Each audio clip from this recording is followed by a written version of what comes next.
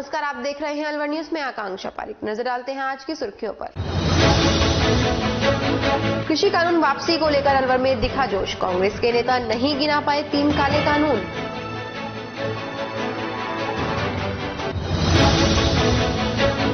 बाल अधिकार सप्ताह का हुआ विधिवत रूप से समापन कार्यक्रम में सम्मानित हुए विजेता बच्चे।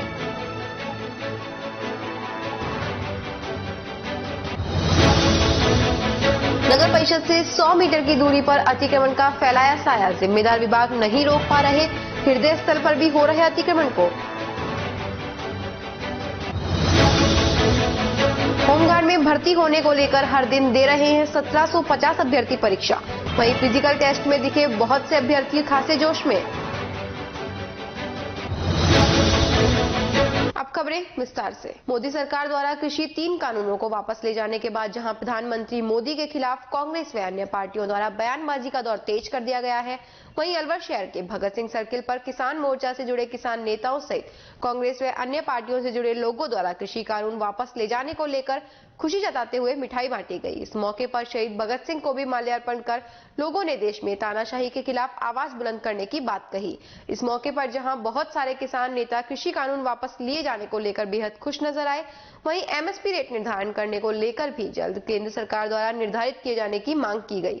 इस दौरान कृषि कानूनों के तहत 3 विधेयक को वापस ले जाने को लेकर जहां कुछ लोग 3 काले कानून वापस ले जाने की बात कहते नजर आए। सरकार ने जो किसान बिल वापस लिया है, इसको लेकर आपका क्या कहना है? सबसे पहले ऐसे समय को देखते हुए और जो है किसानों की मांग को देखते हुए ये जो समय उन्होंने देश हित में जो कार्य किया है, जो आम जन के लिए भी और किसानों के लिए तो बहुत ही जरूरी था। किसानों के साथ जो शुरू से 70 साल पहले से जो कोई ध्यान नहीं दिया गया, और जब अगर आगे कुछ अगर इन्होंने सोच बनाई और सोच में जो है जिस तरीके से इन्होंने बिल पास किए या जो भी जो है इन्होंने अपने तरीके से उसको सोच बनाकर जो है तो बिल पास करके भेजे, जो किसानों को उनके अनुसार ना होने के कारण उनके द्वारा जो इनको उन्हें रद्द करने के लिए जो है प्रस्ताव पास करने शुरू किए। धीरे धीरे प्रांत से पंजाब से उठ के हरियाणा, हरियाणा से उठकर यूपी, यूपी से उठकर पूरे देश में जो है ये लहर गई और आम लोगों ने के किसानों के हित में ना होने के कारण सब ने संगठित होकर इसका विरोध किया।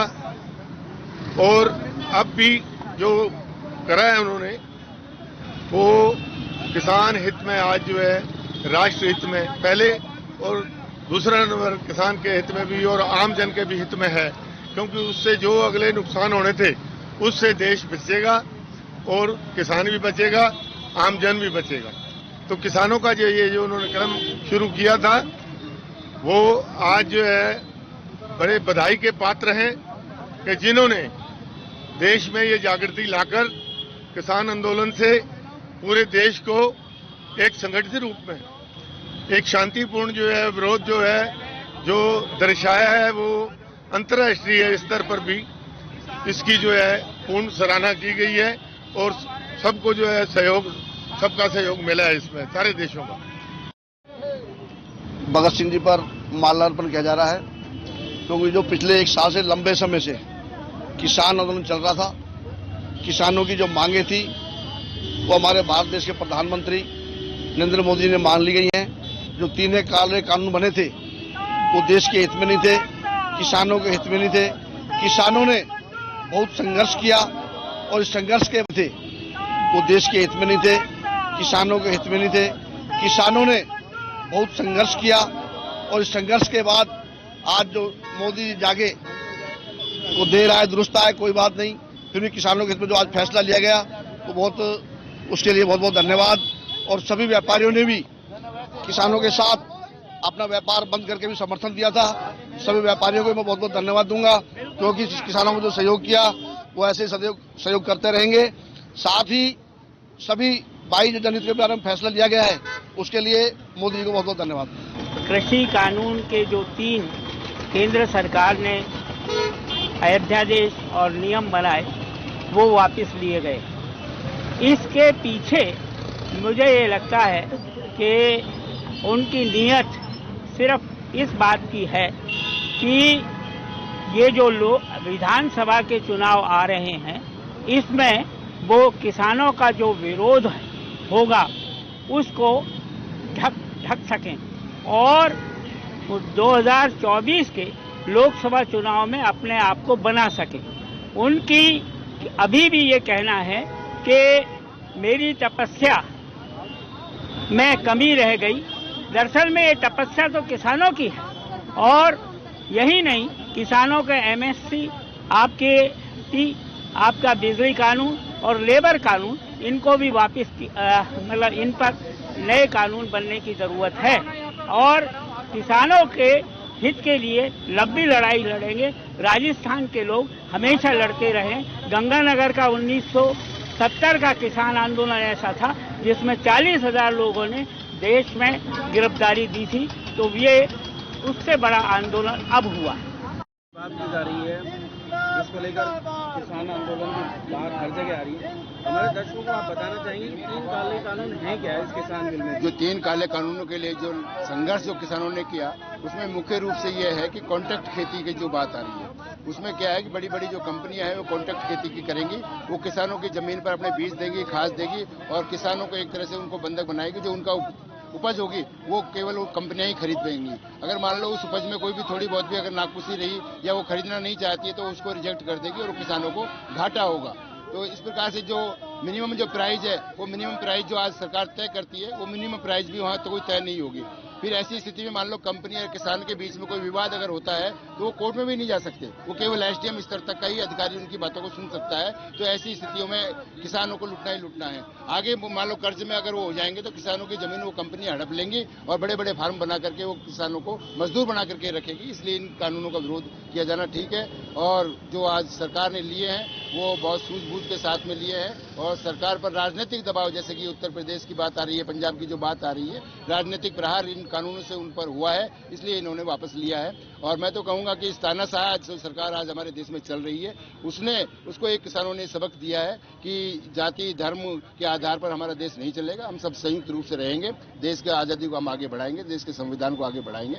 तो ये स्थितियां हैं। इसी में जो श्रम कानून है उनमें भी जो इन्होंने बदलाव किए, 4 कोड बिल लिए हैं, तो उसमें भी देश का मजदूर बजट जो सत्र आ रहा है उसमें 2 दिन की स्ट्राइक करने जा रहा है और पूरे देश का मजदूर उसमें आंदोलनरत है। उसमें महंगाई का मुद्दा है, बेरोजगारी का मुद्दा है, इस प्रकार से जो अन्य मुद्दे हैं वो भी इसमें जोड़ करके मजदूर भी आंदोलनरत हैं, आगे बढ़ रहे हैं और वो भी सरकार के खिलाफ कार्रवाई करेंगे। तेजपाल सैनी, भारतीय कम्युनिस्ट पार्टी, शहर सेक्रेटरी और जिला एटक के महासचिव तेजपाल सैनी।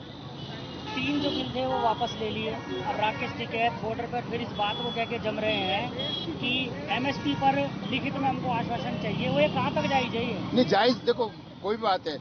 अब जैसे इन्होंने कानून लागू किए, सरकार ने लागू कर दिए, अब वापस लिए, सरकार ने वापस ले लिए। जो किसान साल भर से आंदोलनरत सड़क पे बैठा है उनसे तो कहीं कोई बातचीत हुई नहीं है। बातचीत होनी चाहिए। और सबसे बड़ी बात यह है, आज जो देश में गरीबी बढ़ रही है, जो किसान जो आत्महत्या कर रहा है वो एमएसपी को लेकर के पूरी साल भर मान लो मेहनत करता है, उसको उसकी फसल का दाम नहीं मिलता है, तो ये कैसे एमएसपी गवर्नमेंट घोषणा कर रही है?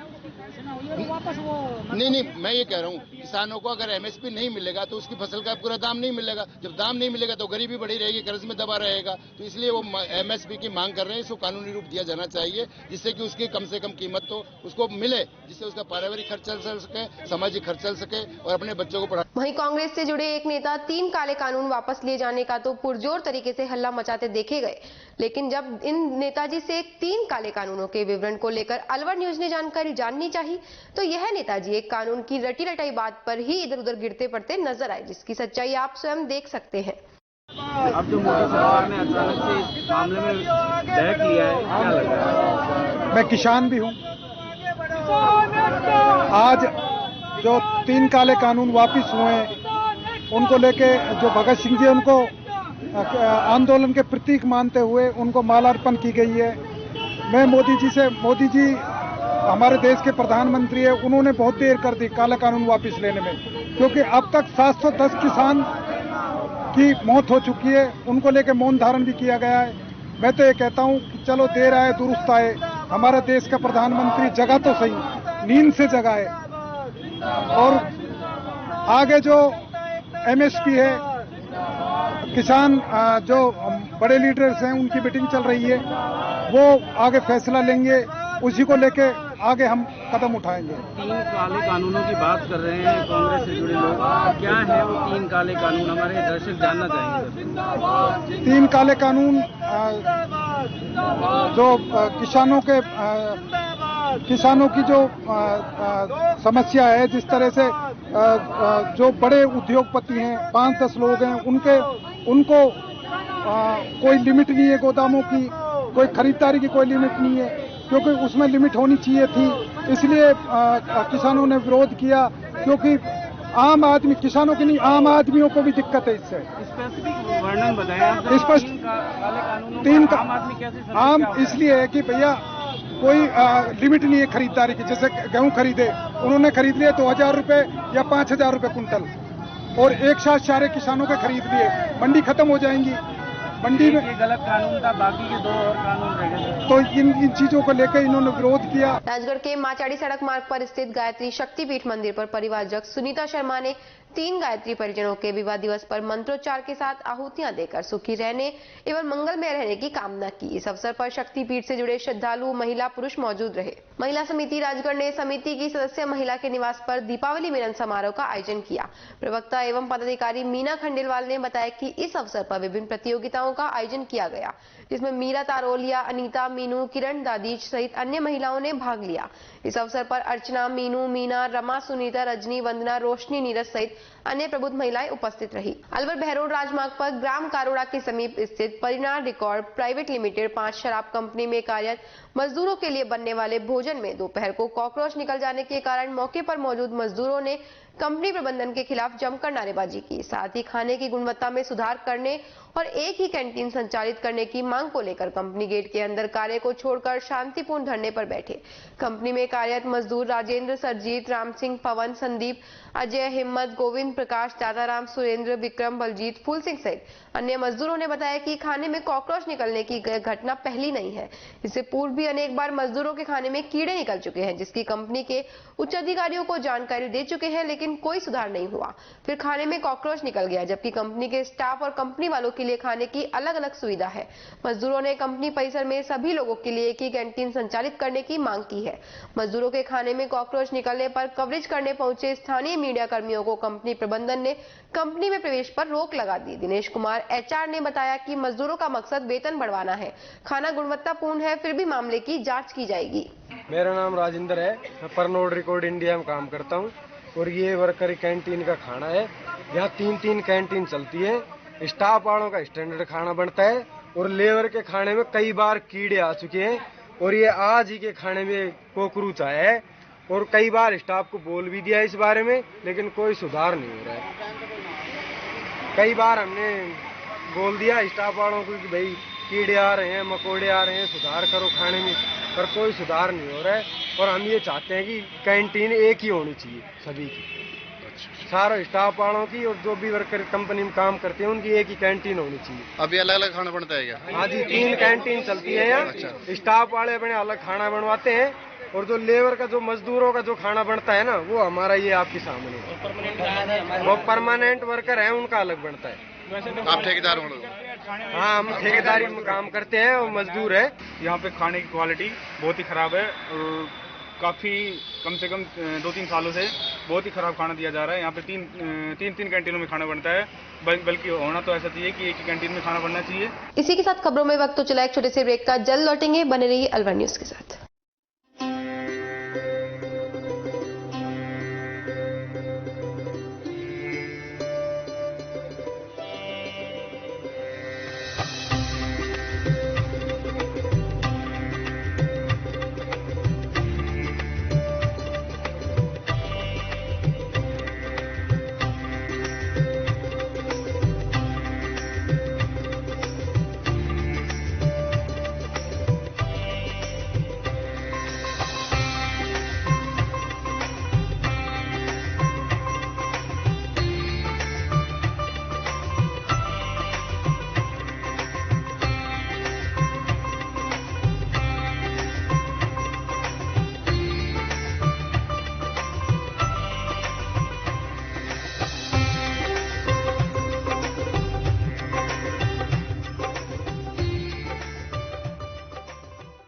आज अपना घर शालीमार में बाबा ठाकुरदास एंड सन्स की कलाकंद की शॉप का ओपनिंग हुआ। इसके लिए मैं अभिषेक कनीर जी को बहुत बहुत शुभकामना और मुबारकबाद देता हूँ।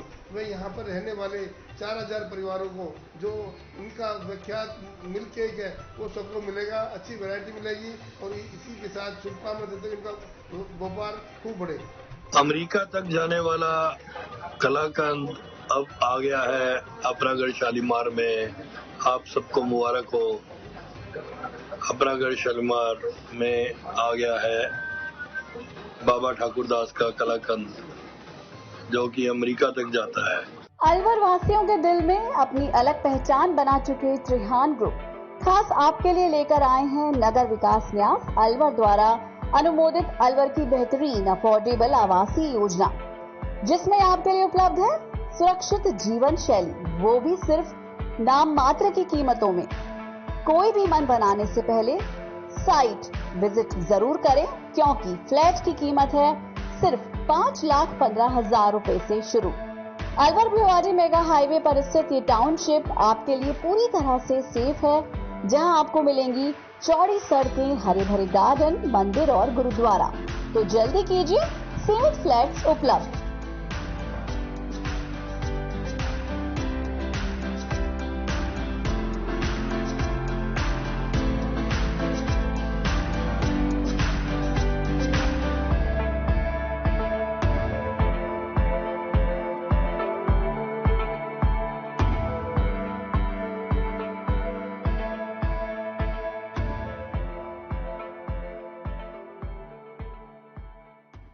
तेज दिमाग, पैनी नजर और निर्णय लेने की क्षमता आपको बनाती है देश का स्वर्णिम भविष्य। नरेंद्र तिवारी IAS एकेडमी, जो कि है सभी प्रतियोगी परीक्षाओं के लिए सर्वश्रेष्ठ संस्था, जहां का उन्नत माहौल और सही मार्गदर्शन आपको RAS, IAS, शिक्षक, REET, SSC, railway, Delhi police, Rajasthan police, SI, पटवारी, STC और BEd जैसी प्रतियोगी परीक्षाओं में सफलता का रास्ता दिखाएगा। अलवर की सर्वश्रेष्ठ प्रतियोगी संस्था Narendra Tiwari IAS academy, railway station के पास, लिटिल बर्ड स्कूल के पीछे, नेहरू नगर, अलवर।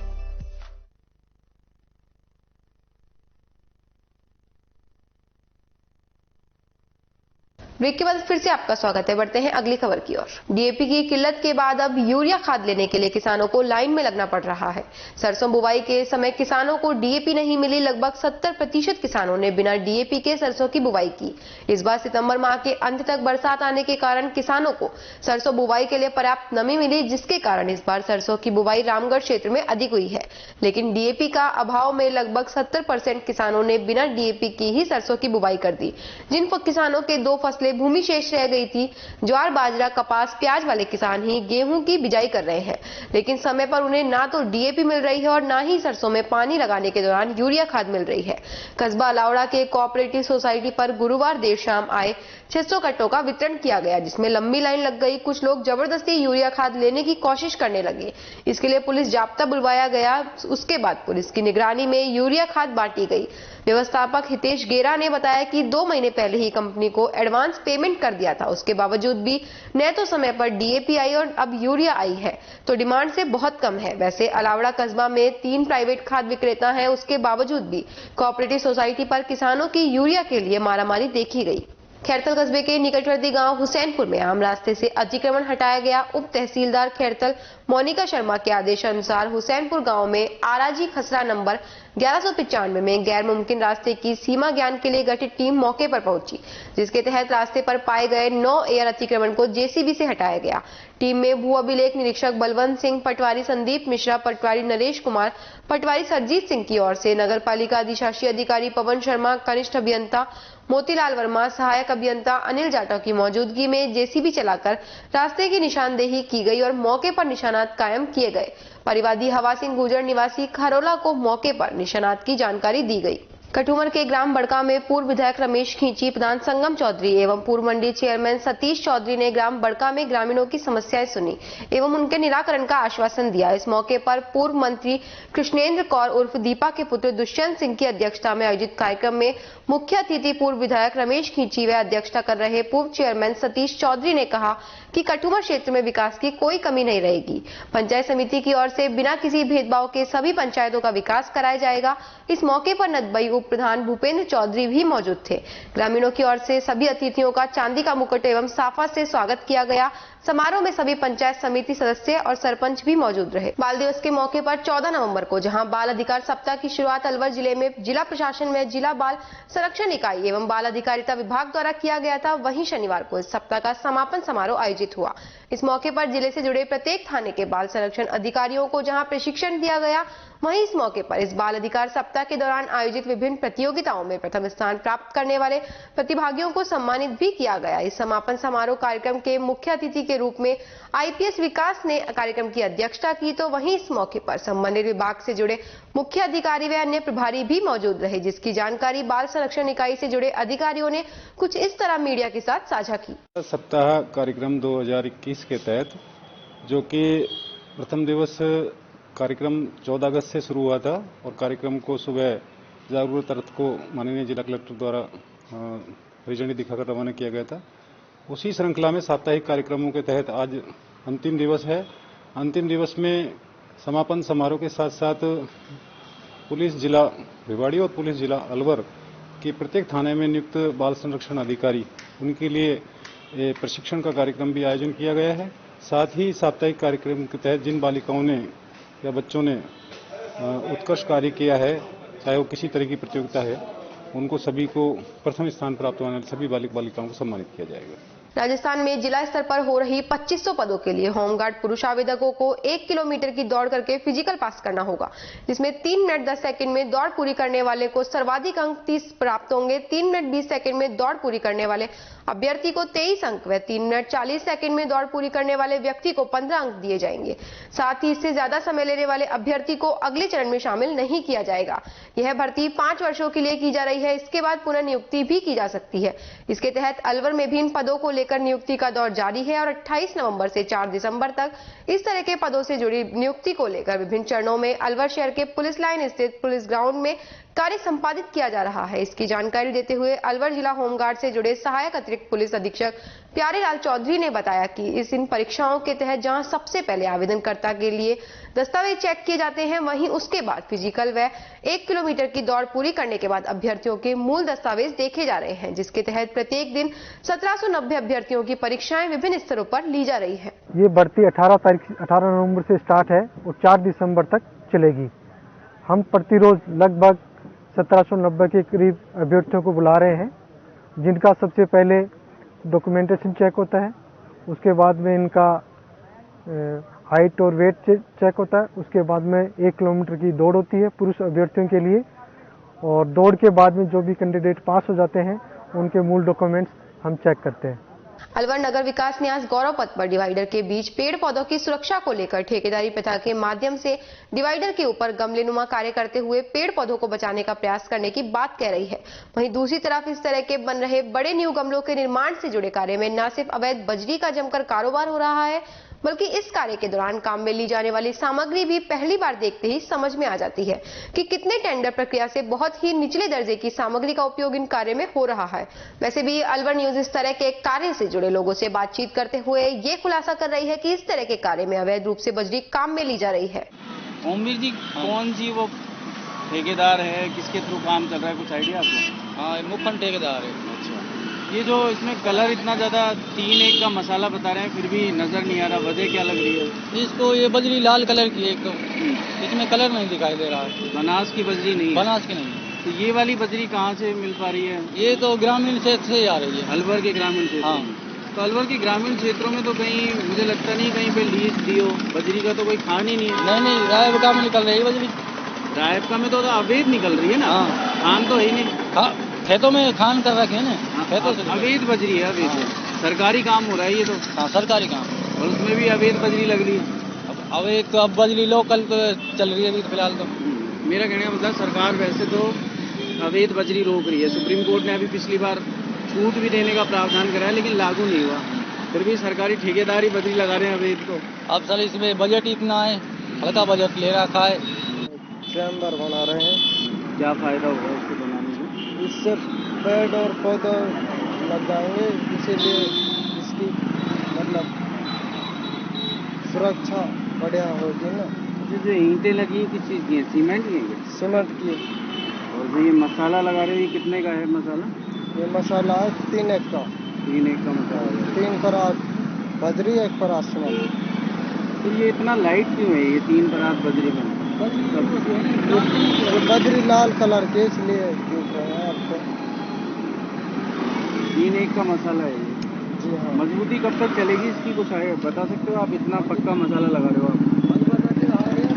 मजबूती तो हार्ड है, बिल्कुल मजबूती तो चलेगी जो भी। कितने साल तक लगेगी? आप एक मिस्त्री हो, वैसे आकलन करके बताओ कितने साल तक तो हटेगा नहीं है? 10 साल थोड़ी तो हटेगा नहीं है। बल्कि बड़े भ्रष्टाचार के खेल के चलते इस तरह के कार्य में हो रही लापरवाही को लेकर संबंधित विभाग भी अपनी जांच प्रक्रिया अपनाने को तैयार नहीं है। ऐसे में समझा जा सकता है कि अलवर नगर विकास न्यास के फायदे को देखते हुए अपनी जिम्मेदारियों पर कुंभकर्ण निद्रा सोए हुए हैं। जैसा कि आपने खबर के दौरान देखा, किस तरह सरकारी कार्य में अवैध रूप से लाई जा रही बजरी का उपयोग हो रहा है। ऐसे में अब सवाल खड़ा होता है कि सरकार कह रही है कि अवैध बजरी रोकथाम के लिए बजरी की खानों को आवंटित किया जाएगा, नियमानुसार बजरी आएगी, लेकिन खुद सरकार ही उन बजरियों का उपयोग कर रही है जो अवैध रूप से लाई जा रही है, या सीधे तौर पर कहा जाए कि चोरी से लाई गई बजरी का कहीं न कहीं ये उपयोग हो रहा है। ऐसे में क्या नगर विकास न्यास अपने जिम्मेदार ठेकेदार के खिलाफ कोई कार्रवाई करेगा, ये देखने का विषय रहेगा। अलवर न्यूज के लिए मैं समर गुप्ता। इसी के साथ खबरों में वक्त तो चला एक छोटे से ब्रेक का, जल्द लौटेंगे, बने रहिए अलवर न्यूज के साथ। आपके शहर में छाई खुशियां हैं अपार, सखी दूध भंडार आया आपके द्वार। आपके शहर में छाई खुशियां हैं अपार, सखी दूध भंडार आया आपके द्वार। आया आया देखो ताजा दूध आया, गुणकारी और गाय भैंस का दूध आया।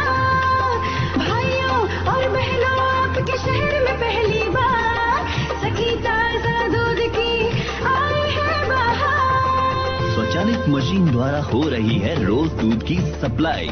आओ हम सब दूध खरीदें, इसमें कैसी कठिनाई।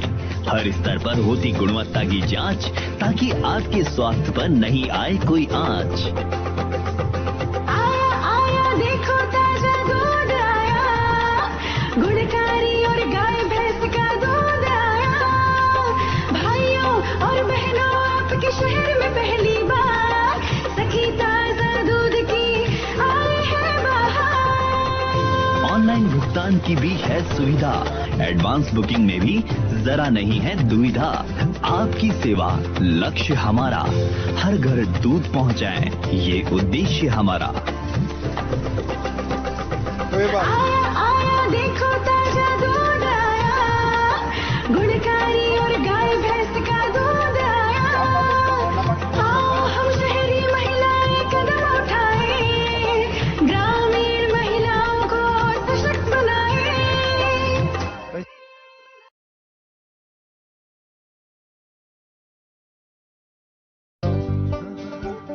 पापा मुझे भी।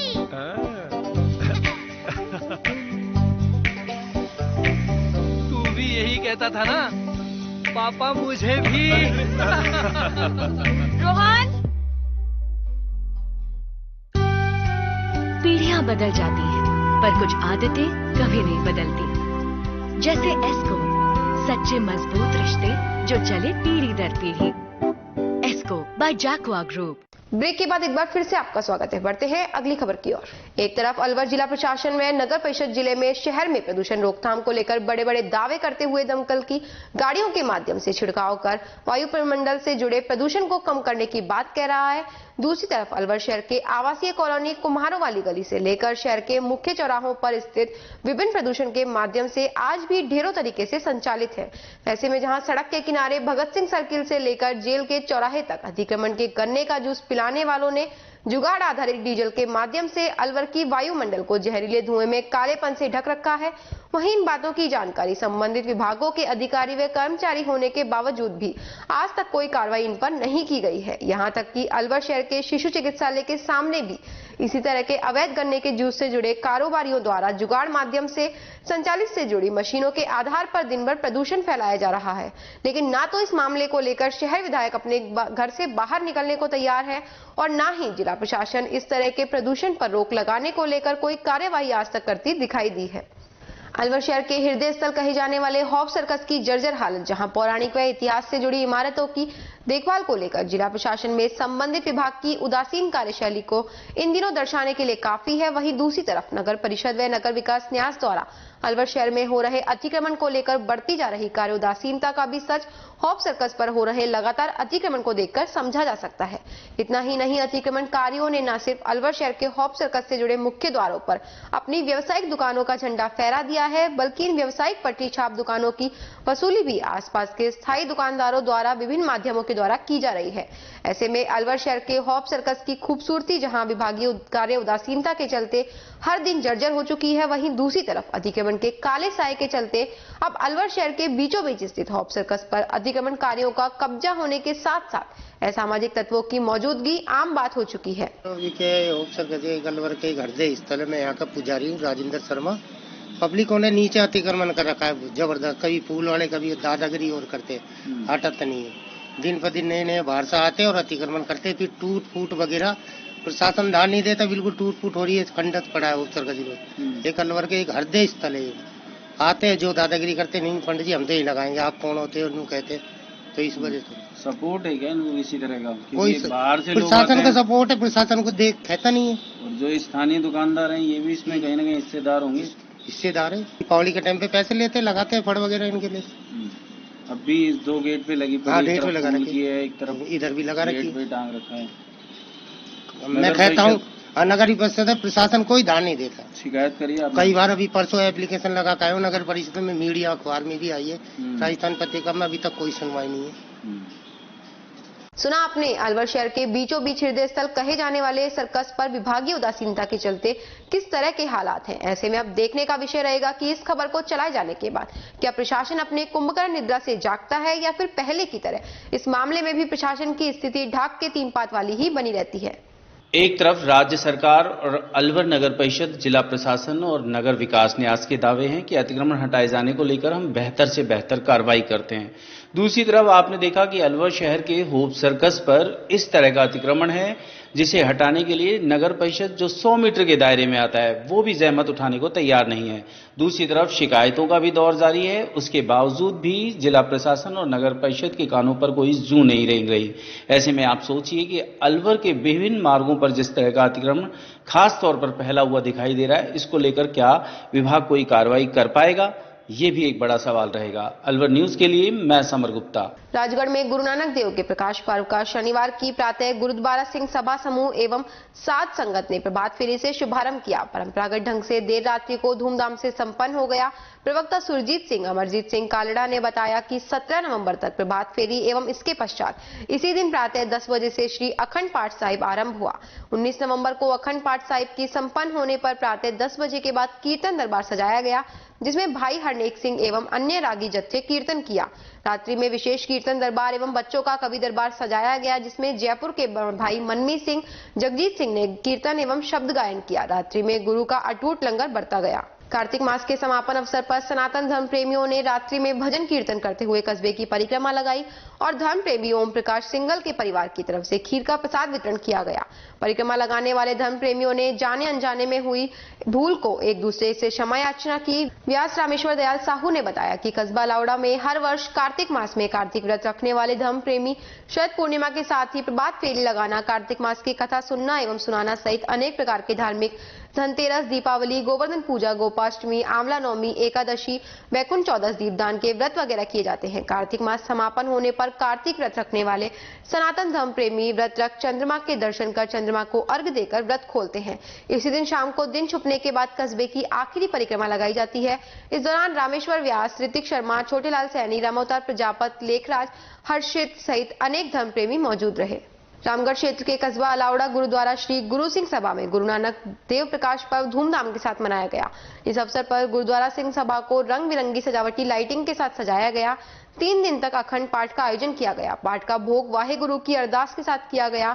उसके बाद शब्द कीर्तन का आयोजन किया गया, जिसमें रागी गुरु शरण सिंह उदम सिंह ने गुरु नानक देव की गुरबाणी सुनाई। नन्हे बालक प्रभुगुण कौर रबजोत सिंह ने कीर्तन किया। शरणप्रीत कौर प्रभुगुण कौर बानी कुमारी जगजोत कौर एवं चरणपाल सिंह ने वाह गुरु के शब्द कीर्तन सुनाए। इस दौरान तबला वादन सरदार जोगिंद्र सिंह ने किया। साथ ही गुरुद्वारे की दर्शनी ड्योढ़ी निर्माण में सेवा के रूप में 1 लाख की पूर्व प्रधान रणजीत सिंह ने सेवा देने पर और सतपाल सिंह पुंज को अखंड पाठ की मौक सेवा देने पर प्रबंधक कमेटी ने सरोपा भेंट कर सम्मानित किया। कार्यक्रम का समापन अर्धरात्रि में कस्बे की फेरी लगा शब्द कीर्तन करते हुए किया गया। टपुगड़ा के खुशखेड़ा औद्योगिक क्षेत्र स्थित होंडा की सहायक company Yutaka auto parts India private limited ने सामाजिक सरोकार के तहत राजकीय प्राथमिक विद्यालय खुशखेड़ा परिसर में प्रथम तल पर 2 कक्षा कक्ष नए बनवाकर और 2 कक्षा कक्षों का मरम्मत कार्य करवाकर विद्यालय को समर्पित किए हैं। विद्यालय में आयोजित कार्यक्रम में मुख्य अतिथि कंपनी के सीईओ ताका मित्सु इताकुरा, काजू नोरी कोइदे, सीटीओ व कंपनी अधिकारी राजकुमार सैनी, मानवेंद्र नायक, शरद, संदीप, नीरज, सतीश, अशोक आदि ने गणमान्य नागरिक, सेवानिवृत्त कप्तान ओमकार सिंह, महेंद्र यादव की उपस्थिति में प्रतीकात्मक चाबी शिक्षा अधिकारी व प्रधानाध्यापक को सौंपी गई। कंपनी पदाधिकारियों ने पौधारोपण किया और पूर्व में कंपनी की तरफ से बनवाई गई रसोई व कक्षा कक्षों का निरीक्षण किया। कार्यक्रम के दौरान छात्रों ने अपने हाथों से बनाए गए चित्र भेंट किए, जिन्हें देख अधिकारी अत्यंत प्रसन्न हुए। कंपनी अधिकारी शरद ने बताया, कंपनी विद्यालय में सहयोग करती रही है और आगे भी करती रहेगी। मंच संचालन वरिष्ठ अध्यापक अरुण गोयल ने किया। आज की ताजा खबरों में इतना ही। बने रहिए अलवर न्यूज के साथ।